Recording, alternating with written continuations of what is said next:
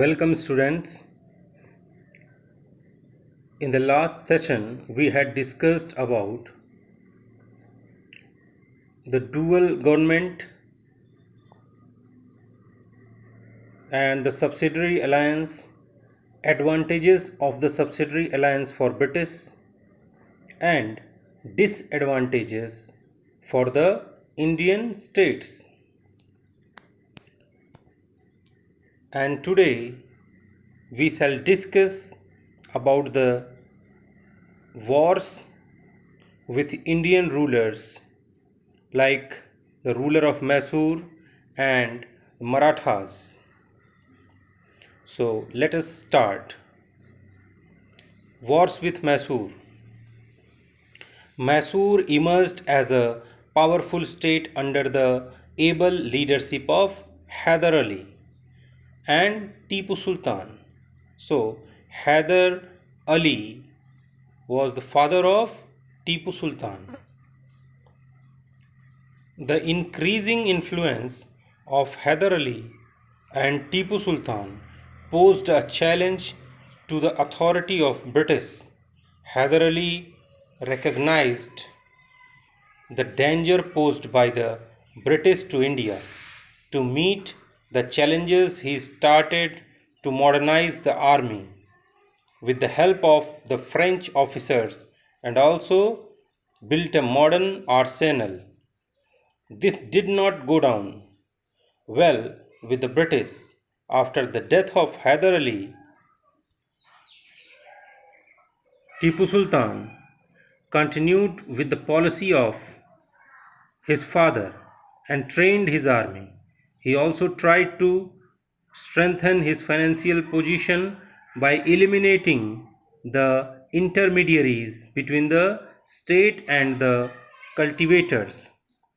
Tipu Sultan also tried to restrict the spice trade of the British in the Malabar coast. Malabar coast means the Western Ghats. All this led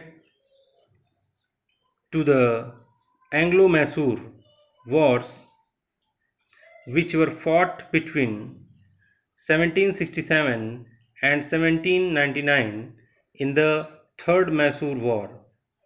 Tipu Sultan was defeated and made to sign the Treaty of Srirangapattam in the year 1792.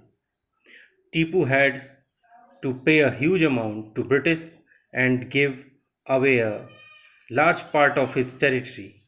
The fourth and the last Mysore War was fought in 1799, in which Tipu Sultan died fighting. The kingdom was divided. Now, as we can see in this historical fact is given that Tipu Sultan modernized his army on European lines. Tipu Sultan modernized his army on European lines. It is said that he was the innovator of the world's first war rocket. Two of these rockets were captured by the British at Srirangapattam and are displayed in a museum in London.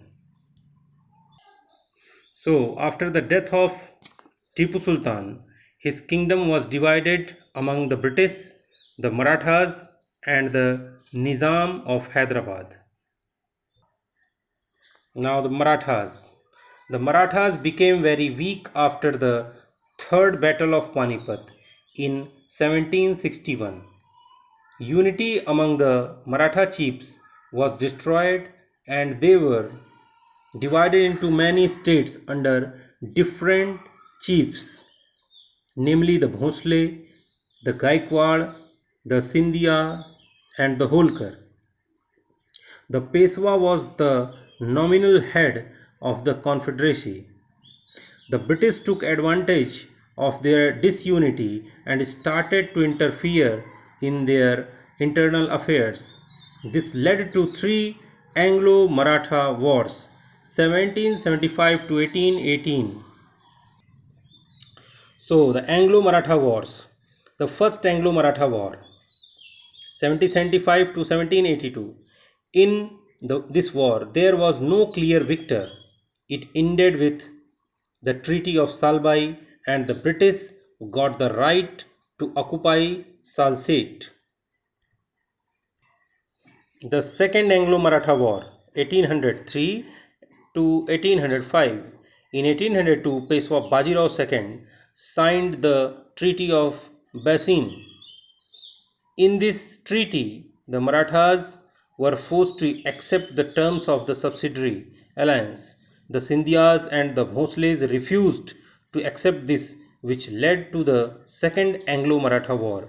In this war, they were defeated and were made to accept the terms of the subsidiary alliance. The British gained control over Odisha and the territories between the Ganges and Yamuna. The Peshwa became a disgruntled puppet in their hand. Now, the Third Anglo-Maratha War, 1817 to 1818. This war finally crushed the power of the Marathas, and the Peshwa was dethroned. He was given a pension and sent to Bithur near Kanpur. The company became a paramount power in the India.